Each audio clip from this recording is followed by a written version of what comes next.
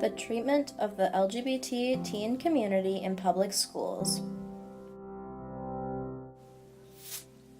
According to a 2007 study by GLSEN, 86% of LGBT youth have reported being harassed at school.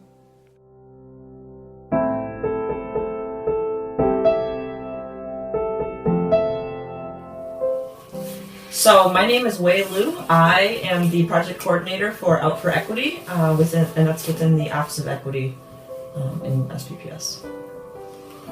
I think that the school board and the school district are very committed to addressing bullying through policies, through support in racial equity work. So everything that they do is to create a safer environment, and bullying just happens to be just one facet that they take on.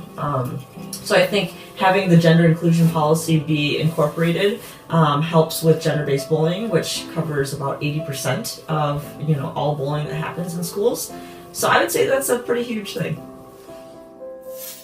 Work on a St. Paul gender inclusion policy began in February 2014, following student reports of being harassed and discriminated against for their gender identity.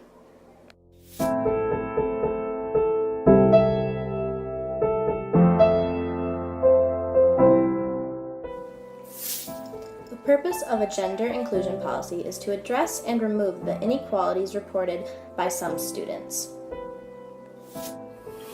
I think in the big picture, long term, what I'd like to see is that my position would not be needed. To have such inclusive schools and very respecting youth in our school district, and all we need is like a position that, have GSA advisors still, but just more for the fun and getting people together rather than tackling an issue. So ideally, I'd like to help support us moving in that direction.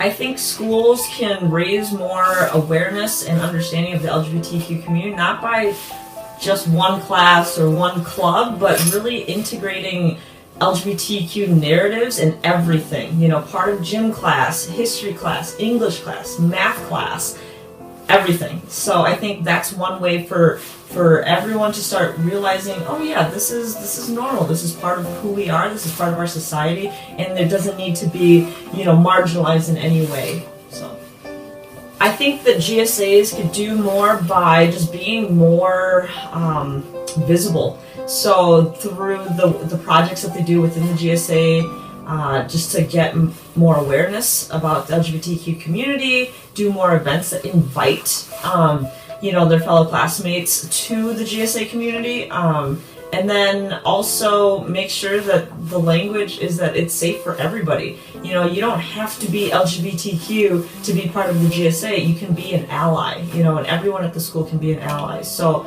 it's a great space for all youth just to feel comfortable and safe being who they are.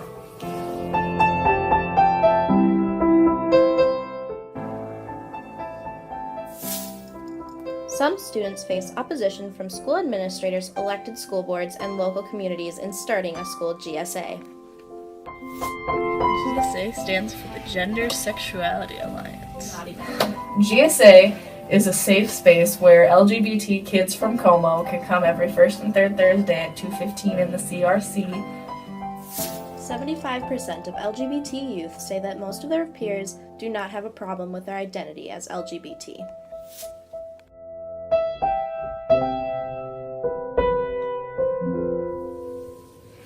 I think all schools should have a GSA because it's really fun to get together with other people you have common interests with. You meet really cool people, and it's all around just a real good time. Every day, GLSEN, its programs, its chapters, and its people touch the lives of a student someplace in this country. GLSEN relies on your support to provide a lifeline to every student whose sexual orientation or gender identity is used as a bias of harassment and violence. It is the thousands of individuals that give every year that have helped create GLSEN.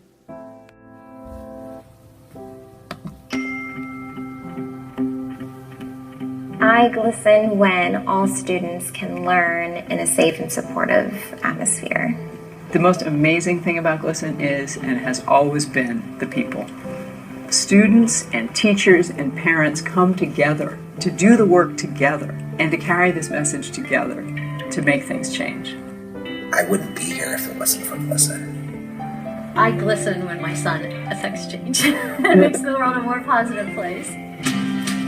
25 years ago, Kevin Jennings had a crazy idea that we could actually change how LGBT people and LGBT issues are dealt with in K-12 schools.